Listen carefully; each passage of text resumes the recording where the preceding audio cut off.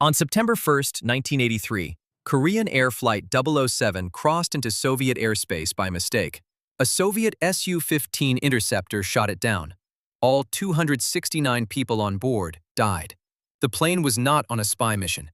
It was a commercial flight that drifted off course because of a navigation error so simple that a $10 fix would have prevented it.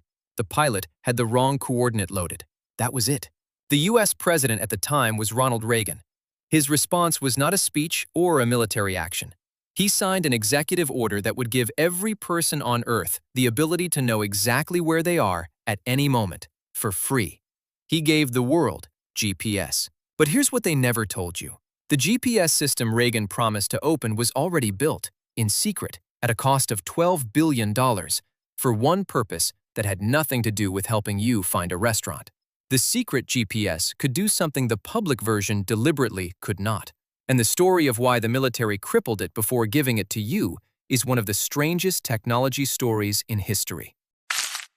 For most of human history, knowing where you were required skill, training, and instruments most people didn't have. Sailors used sextants to measure the angle of stars and calculate their position, a process accurate only to several kilometers. On land, you used maps and dead reckoning, tracking speed, direction, and elapsed time to estimate your position. In World War II, bombers navigating at night over Europe were sometimes off by 50 kilometers from their targets. Troops got lost in forests they had memorized from inaccurate maps. The military problem was stark. You could move men and machines anywhere on Earth, but you couldn't reliably know where they were once they got there. In battle, this wasn't inconvenient. It was lethal. In 1957, the Soviet Union launched Sputnik. Two scientists at Johns Hopkins, William Geyer and George Weifenbach, were listening to its radio signal. They noticed the frequency shifted as the satellite moved, the Doppler effect. They realized they could use this to calculate exactly where the satellite was. Their supervisor, Frank McClure, had the inverse thought. If you know where the satellite is, you can calculate where you are. This foundational idea was worked out in a few months by physicists who started purely out of curiosity. The U.S. Navy immediately classified the work and began building Transit, the world's first satellite navigation system, operational by 1964, available only to nuclear submarines. It worked, but a submarine had to wait up to 90 minutes for a satellite overhead. The next challenge: could you build a system giving continuous, real-time position anywhere on Earth? The answer came from a Pentagon think tank in 1966. Defense scientists figured out that if you placed enough satellites in the right orbits, any point on Earth would always have at least 4 satellites in view. With 4 satellites and precise timing signals, a receiver could calculate its 3D position in real time. The Department of Defense approved the program in 1973. The first satellite launched in 1978. The full constellation of 24 satellites wasn't complete until 1993. Total cost: approximately $12 billion. The system worked by having each satellite broadcast a continuous signal containing 2 things: exactly what time it was sent and exactly where the satellite was.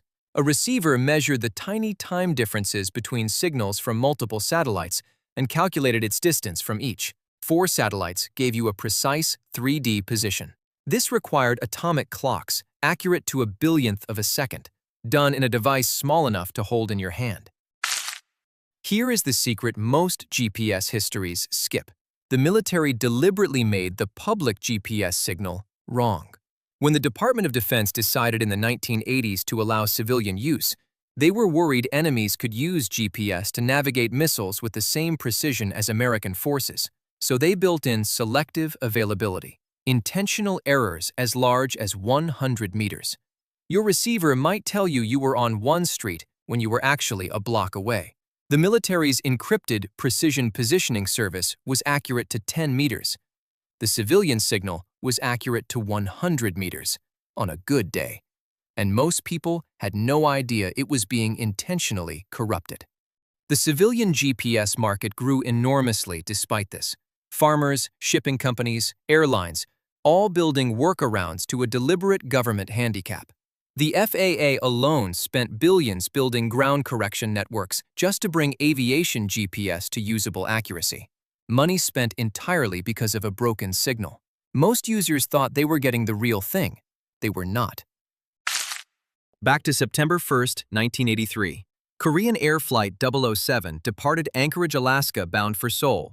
The autopilot was engaged while still tracking a radio beacon.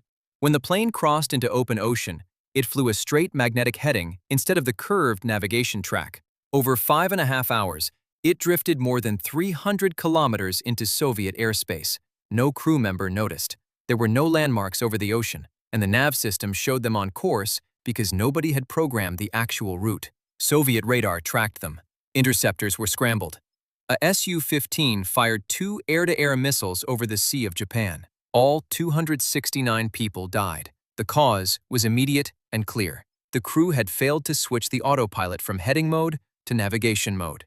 A procedural error with no external verification of position. If accurate GPS had been available, the flight management system would have flagged the deviation immediately. The disaster would not have happened. Reagan understood the political implication. The U.S. had a navigation system accurate enough to prevent this. It was a military secret. 10 days after the shootdown, he announced that when GPS was complete, the civilian signal would be made available free of charge, permanently. He made the announcement, but did not turn off selective availability. The deliberate corruption continued for another 17 years. In 1990, GPS played its first major military role in Operation Desert Storm. Though the system wasn't yet fully operational, with only 16 of 24 satellites in orbit.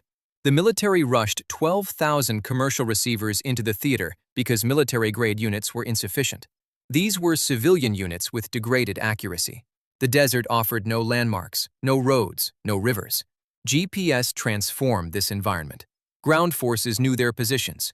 Artillery knew exactly where it was firing from and at. Aircraft navigated to targets with unprecedented precision. The war lasted 42 days. Coalition casualties were remarkably low. Military analysts credited GPS as a significant factor. It was now clear to the public that this technology was real, and the question of civilian access to the full signal became urgent. On May 1, 2000, at midnight, President Clinton ordered selective availability turned off. The change was immediate and dramatic. Positions accurate to 100 meters became accurate to 20 meters or less, 5 to 10 times more precise, overnight. Clinton's announcement made the absurdity plain. The technology to overcome the degraded signal was already widely available, meaning sophisticated adversaries had accurate GPS anyway. The only people being hurt were ordinary civilians. The GPS market responded instantly. Within 5 years, GPS was in mobile phones. Within 10, it was in virtually every smartphone. Turn-by-turn navigation, the thing you use every day to find a coffee shop, became possible because of a decision made in the middle of the night on May 1, 2000. Today, there are roughly 31 GPS satellites in orbit, maintained at $2 billion per year by the U.S. Air Force. Every smartphone user has access to navigation more accurate than anything the military had in 1990. GPS now goes far beyond navigation. Timing signals synchronize the global financial system. Stock exchanges and banks use GPS time to timestamp transactions across time zones. Power grids use it to coordinate electricity flow. The internet uses it to synchronize data packets globally. GPS also spawned competitors. Russia's GLONASS, the EU's Galileo, China's Beidou. Modern civilian receivers can achieve centimeter-level accuracy. Autonomous vehicles use GPS as a core navigation layer. Precision agriculture uses GPS-guided tractors that plant seeds in rows accurate to 2 centimeters across entire fields. The $12 billion military secret built to guide nuclear submarines is now embedded in virtually every aspect of modern civilization. The thing Reagan promised to open became what Clinton actually opened. The technology built to win wars is now what stops your phone from getting lost on the way to dinner. All of it triggered by a navigation error that killed 269 people on a flight from Anchorage to Seoul. If you enjoyed this, subscribe to Built and Busted, because next time, we are going to look at another technology the military built in secret and the world accidentally got. It happens more often than you think.